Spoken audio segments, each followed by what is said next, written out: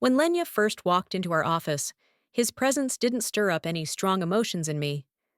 Just an ordinary guy, polite, a bit shy, reserved. He wasn't the type of man who would catch my attention. I've always liked energetic, charismatic, and, frankly speaking, slightly adventurous men. The kind who makes you feel alive, who makes every day unforgettable. But Lenya, his behavior was like a calm evening in a small town where time seemed to stop. He would come to work on time, neatly put his things on the desk, and greet colleagues in a friendly manner. So proper and predictable that I didn't even think about what he might be like in his personal life. When he started showing interest in me, I didn't immediately notice. How could I? Instead of writing banal compliments or inviting me out for lunch, he began doing small but very nice things. He'd stay late at work to help me with reports, or bring me a cup of tea when I hadn't even thought about a break. He never tried to grab attention with loud words or excessive persistence. It was small things, and in the hustle and bustle of work, I didn't immediately appreciate them. But one day, in the middle of a busy workday, I suddenly saw him for who he really was.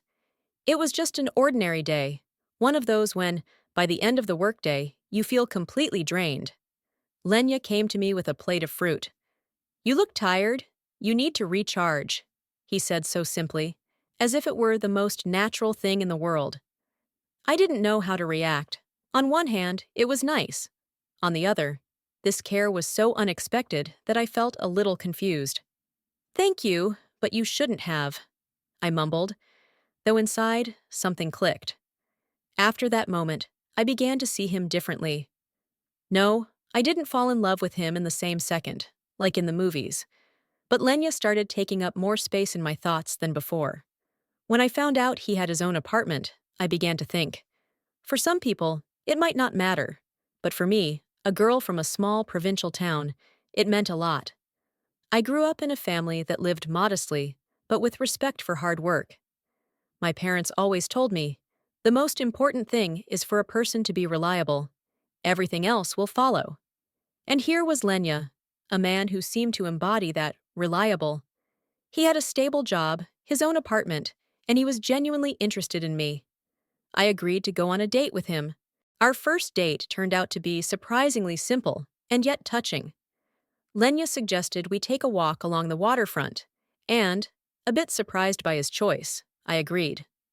That evening, the city was strangely quiet, as if it had prepared a special atmosphere just for us. Lenya turned out to be not as boring as I thought. He talked a lot about his childhood, about how his parents helped him become independent. It turned out that he grew up in an ordinary family where respect and support for each other were valued above all else. Listening to him, I felt that this was a person who valued stability and knew how to take care of his loved ones. That evening, I started to wonder, maybe I should reconsider my views? Maybe I shouldn't be looking for a man with flashy looks or some kind of spectacular charisma. Lenya was different. His strength lay in his kindness, honesty, and ability to be there when needed. After a few months of dating, I suddenly realized that Lenya had become more than just a colleague or a friend. He had become someone who could adapt to my moods, who understood me even when I said nothing. When he proposed, I didn't immediately say yes.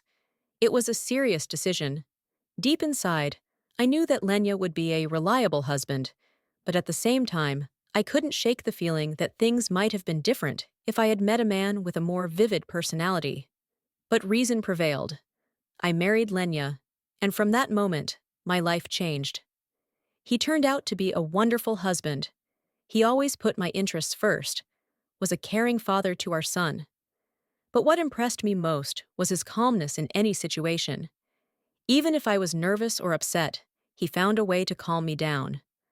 When I found out that the apartment belonged to his parents, it felt like the world was falling apart. Everything I thought was the foundation of our stability turned out to be an illusion. I felt deceived, even though I knew that Lenya hadn't meant to hurt me. He apologized and explained that his parents had asked him to keep it quiet, but that didn't ease my feelings. How can we plan our future if we have no certainty about tomorrow? I asked him, and he quietly repeated, "The apartment isn't needed by the parents. It will stay with us." But I could no longer see our life the same way. I had too many questions. What if the parents change their minds? What if something happens and they need to sell it? What if they decide to give it to his sister instead? At that moment, I realized that more than anything, I wanted something of my own. Something real. Something that wasn't subject to anyone else's decisions.